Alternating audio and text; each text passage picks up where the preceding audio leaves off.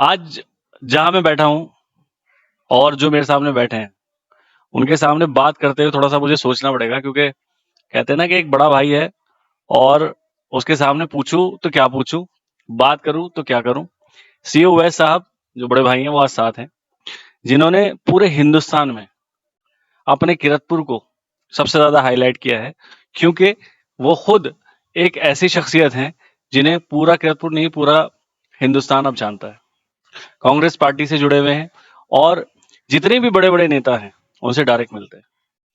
हमारे युवा जो हैं वो भी चाहते हैं कि वो राजनीति पे आए और वो भी कुछ ना कुछ करें, मगर क्या है कि उन्हें सही डायरेक्शन नहीं मिल पाती। तो उन चीजों पे लेके आज ओवैस भाई से बात करेंगे। मैं शुक्रिया अदा करूंगा ओवैस भाई ने टाइम दिया। ओवैस भाई, जिस तरह से आप दिल्ली में देखते हैं राजनीति को लेके, अगर किरतपुर वाले जो है, किरतपुर के आसपास के जो हमारे भाई लोग हैं वो भी राजनीति में आना चाहते हैं, तो उनके लिए क्या कहना चाहेंगे? बहुत बहुत शुक्रिया फराज भाई। सबसे पहले तो मुझे इनवाइट करने के लिए अपने चैनल पर, और आपने इतनी सारी अच्छी अच्छी बातें मुझे लेकर कही, उसका मैं शुक्रगुजार हूँ। और दूसरी चीज मैं आपको बताऊं, आपने मेरा पूरा पॉलिटिकल इंट्रोडक्शन दे दिया है।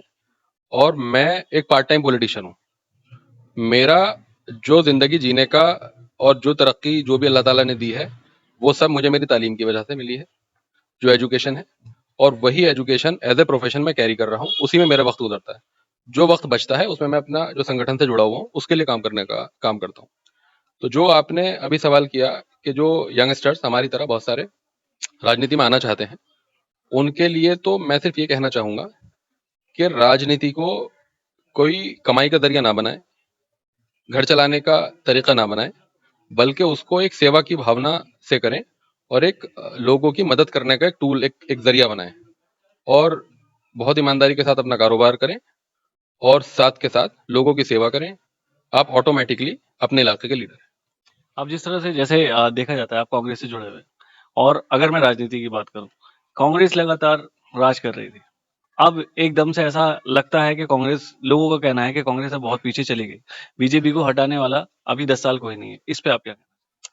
देखिए, ये सब जब आप सत्ता में नहीं होते तो एक नेगेटिविटी हो ही जाती है, आपका अपना कैडर भी निराश होने लगता है। लेकिन ये सब बातें हैं जो 2024 का लोकसभा का चुनाव था उसके नतीजे थे, कि बीजेपी ऑलमोस्ट सत्ता से बाहर हो गई थी। और जितना बड़ा तंत्र बीजेपी के पास था, उसके बावजूद भी बीजेपी अपना बहुमत हासिल नहीं कर पाई। और जो सेकंड लार्जेस्ट पार्टी थी वो फिर भी कांग्रेस थी। कांग्रेस ने तकरीबन 100 सीट टच करी, और एक थोड़ी सी कमी रह गई, थोड़ी सी सीटों की। अदरवाइज बीजेपी तो 24 में सत्ता से बाहर हो गई थी। आज भी बीजेपी बड़ी मुश्किल से सरकार चला रही है। बिहार और आंध्र प्रदेश के जो एलआई पार्टनर्स बीजेपी के पास है, उनके सारे बीजेपी की सत्ता चल रही है, और वो अपने हिसाब से बीजेपी को ब्लैकमेल भी करते हैं और अपने जरूरत के हिसाब से दबिश भी देते हैं। अब इसमें ये भी कहा जाता है कि सीओएस साहब जो है, अगर चेयरमैनी में आए, मान लीजिए जैसे आप दिल्ली रहते हैं, तो यहाँ पे बहुत सारे लोग कहते हैं कि अगर वो इलेक्शन में आएंगे तो चीजें बदलेंगी, हो सकता है कि वो जीत जाए, क्योंकि वो युवा है और राजनीति को अच्छे से समझते हैं। तो आपका है कोई प्रोग्राम आगे जाके राजनीति में इस तरह से आने का, चेयरमैनी या विधायकी लड़ने का? कि मुझसे भी मेरे बहुत सारे जो दोस्त हैं और शहर के लोग हैं, वो ये बात कहते हैं। और सबसे पहले तो मैं उनका शुक्रगुजार हूँ जो मुझे इस लायक समझते हैं और इतनी मोहब्बत देते हैं, और अपनी एक एक एक्सपेक्टेशंस मेरे से रखते हैं। लेकिन जहां तक कस्बे के चेयरमैन का सवाल है, तो पिछले चुनाव में हमारा बड़ा भाई इलेक्शन लड़े थे, और अभी तो जो लड़ रहे हैं, मुझे नहीं लगता कि उसमें किसी चीज की जरूरत है। लेकिन हाँ, कभी जिंदगी में मौका मिला चेयरमैन के अलावा कुछ और चुनाव लड़ने का, तो जरूर सोचेंगे इंशाल्लाह। मतलब चेयरमैनी आप नहीं लड़ेंगे? नहीं, एक परिवार से कितने लोग लड़ेंगे, है ना? तो मेरा भाई है, लड़ा था पिछली बार, और इंशाल्लाह कामयाब होगा। यहाँ की जो राजनीति है, आसपास की जो राजनीति है, जैसे चंद्रशेखर भी आ गए, ठीक है, और यहाँ जैसे और लोग भी हैं, चंद्रशेखर के आने से या किसी के आने से क्या फर्क लग रहा है? पहले की राजनीति में समाजवादी जैसे सरकार है और उसी तरह से ये एक नई पार्टी बन के आ गई, तो क्या लग रहा है इन चीजों को?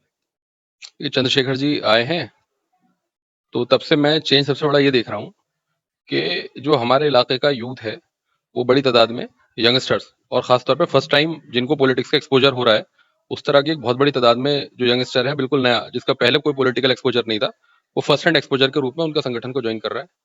और ऐसे समाजवादी पार्टी के समय में भी हुआ करता था, बहुत छोटी छोटी उम्र के बच्चे छात्र संगठनों में और अलग अलग संगठनों में उनके साथ जुड़ा करते थे, अखिलेश जी के संगठन में। लेकिन कभी भी किसी संगठन ने अपने मतलब के लिए, तो मैं सारे जो युवा हैं 18 साल, 20 साल, 22 साल, 25 साल के, उनका इस्तेमाल किया, जिंदाबाद कराया, नारे लगवाए, लेकिन कभी भी किसी को एजुकेशन या रोजगार के लिए मुझे नहीं लगता कि कोई रास्ते उनके लिए खुलवाए हैं। और अभी भी यही लग रहा है, अभी भी सिर्फ यही है कि आप आए, सांसद जी आए, आप उनके लिए भीड़ इकट्ठी करें, आप उनके लिए नारे लगाएं।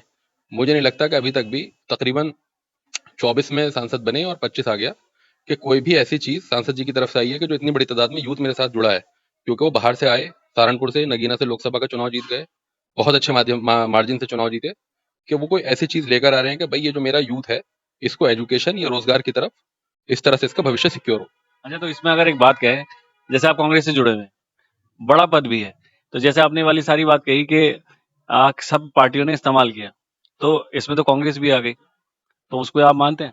देखिए, मैं ये कह रहा हूं कि यहाँ पे कांग्रेस हो या कोई भी संगठन हो, लेकिन जो बहुत बड़ी तादाद में जब यूथ हमारे साथ जुड़ता है तो हमारी जिम्मेदारी बहुत बड़ी हो जाती है।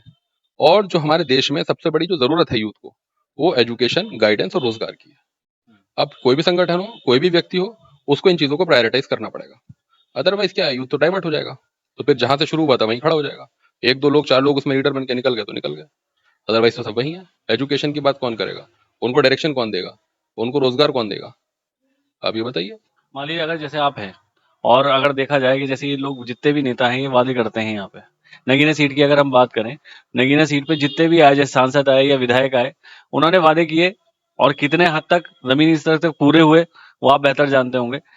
आपको क्या लगता है कि कभी आपको इस चीज को लेकर आवाज उठानी चाहिए, नहीं चाहिए, जैसे आप कांग्रेस से लगातार जुड़े हुए? देखिए, एक मिनट, देखिए फराज भाई, अभी जब कांग्रेस पार्टी का मैनिफेस्टो भी था 2024 का, तो उसमें भी जो सबसे ज्यादा बात थी वो यूथ को एम्पावर करने की थी, कि यूथ को रोजगार मिले और न्याय जो स्कीम्स हैं वो लागू हों। पूरा एजेंडा न्याय के ऊपर था। अभी पास्ट में कुछ कमियां रह गई थी, इसीलिए हम लोग सत्ता से बाहर हुए, और उन्हीं कमियों को दूर करना है।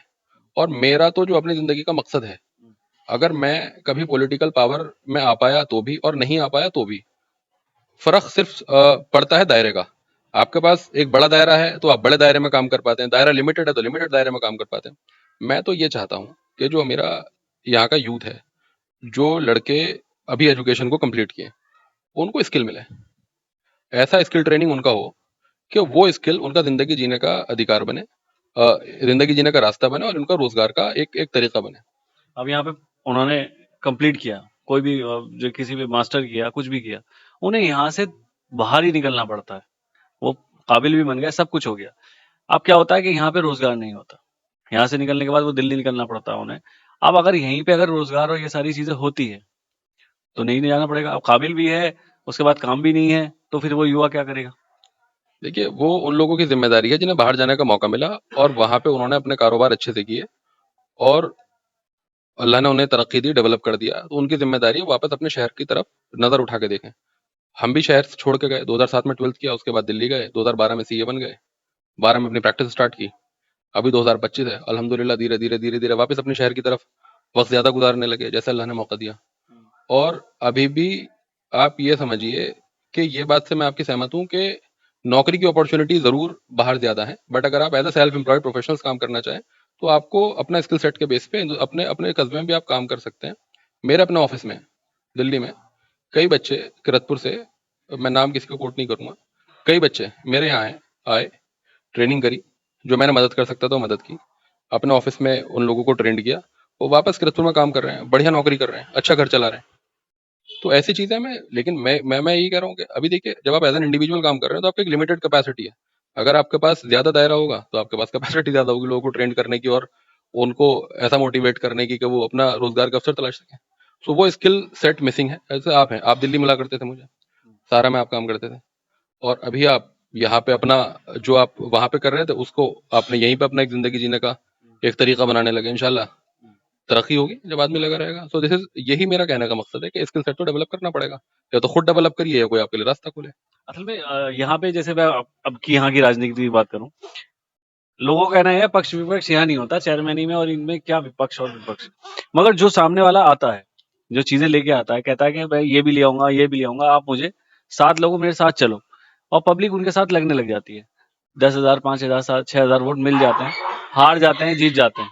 एक जो जो जीतता है वो अलग बात है, जो हार जाता है, जिन्होंने उन्हें वोट दिया था बातों पे, वो काफी दिन तक मार्केट में नहीं नजर आते। तो ऐसे में पब्लिक क्या करे जो यकीन कर रही है उन पे? देखिए, पब्लिक को तो डिमांडिंग होना पड़ेगा। अगर आप जब तक डिमांडिंग नहीं है तब तक कोई आपको देने के लिए बैठा भी नहीं है। अभी दिल्ली में जब सत्ता परिवर्तन हुआ 2013 में, तो आम आदमी पार्टी ने कहा कि हम आपको बिजली और पानी देंगे, और वो धीरे धीरे एक देश के बहुत सारे राज्यों में मॉडल बन गया। अब उसके बाद और जो चीजें थी वो हैम्पर होने लगी, तो क्या था, पब्लिक वो मिनिमम पे सेटल नहीं हुई। उन्होंने कहा कि साहब आपको जो हमारी जरूरतें हैं वो पूरी करनी पड़ेगी। पॉल्यूशन का बड़ा इशू बन गया था, तो रिप्लेस कर दिया। सो ऐसे ही सब जगह करना पड़ेगा, आपको डिमांडिंग होना पड़ेगा। आपके अगर जनप्रतिनिधि हैं, उन्होंने आपसे प्रॉमिस किए हैं, वो काम नहीं कर रहे, आप उनसे 5 साल के बाद, इसीलिए तो इलेक्शन होता है, आप उनसे डिमांड के आप उनसे पूछिए कि साहब पिछली बार का जो प्रॉमिस था वो कहाँ गया। और जो दूसरे लोग थे जो सामने प्रॉमिस कर रहे थे, देखिए उनको भी तो एक्टिव तो रहना चाहिए अगर उनको आगे पब्लिक लाइफ में रहना है। बट जो एक्सपेक्टेशंस हमारी ज्यादा होगी वो तो चुने हुए प्रतिनिधि से होंगी। जो चुना ही नहीं गया उसका तो फिर एक दायरा लिमिटेड हो गया। तो एक्सपेक्टेशन का बोझ तो हमेशा चुने चुने हुए प्रतिनिधि से ज्यादा हो गया। अगर वो आपकी एक्सपेक्टेशन पूरी नहीं करा तो सवाल पूछिए, उसको बोलिए 5 साल का समय आप क्यों इंतजार कर रहे हो, वेट कर रहे हो, और नहीं करता तो बदल दो, ये तो करना पड़ेगा। कुछ अपनी तरफ से युवाओं को कहना चाहेंगे? क्योंकि भाई मैंने आप सही बताऊं कि इनसे मैंने इतना पूछ भी लिया, मगर दिल मुझे पता है कि मैंने कैसे पूछा है, क्योंकि बड़े भाई हैं, इज्जत है, और पहली बार इस तरह से इंटरव्यू ले रहा हूँ, मगर मुझे पता है कि मैं किस तरह से ले रहा हूँ। तो आप क्या कहना चाहेंगे? देखिए मैं तो सिर्फ यही कहना चाहूंगा भाई कि पढ़ाई करिए, एजुकेशन को जिंदगी जीने का एक तरीका बनाइए, स्किल सेट डेवलप करिए, रोजगार लाइए, कारोबार करिए, एक अच्छा लाइफ स्टाइल जिए। अगर आप अच्छा लाइफ स्टाइल डेवलप कर पा रहे हैं, अच्छे घर में रह रहे हैं, अच्छे कपड़े पहन रहे हैं, अच्छी गाड़ी का इस्तेमाल कर रहे हैं, आप ऑटोमेटिक लीडर हैं। किसी छोटी मोटी लीडरशिप में अपना करियर तबाह करने से बेहतर है वो एक पॉजिटिव चीजों में लगाएं। और अगर आपके पास रिसोर्सेज है, संसाधन है, तो आप ऑटोमेटिकली लोगों के की मदद कर पाएंगे और सेवा कर पाएंगे। वही लीडरशिप का असली मायने है। तो आज मैं सीईओ वैस भाई के घर पे ही हूँ। ये माशाल्लाह इनका खूबसूरत सा घर है जिसपे काम अभी चल रहा है, और लोकेशन बहुत प्यारी है। तो भाई ने मुझे जो चीज मैंने पूछी जवाब दिया, और हर उस बात में कुछ ना कुछ युवाओं के लिए बेहतर चीज है। अगर आप इस इंटरव्यू को समझना चाहें तो आपको इस इंटरव्यू से बहुत फायदा होगा। तो इस इंटरव्यू से आप समझें कि क्या क्या चीजें हैं जो जो चीजें हम बदल सकते हैं या हम चीज ला सकते हैं। भाई का शुक्रिया, भाई ने टाइम दिया। मैं मोहम्मद फराज, किरतपुर न्यूज।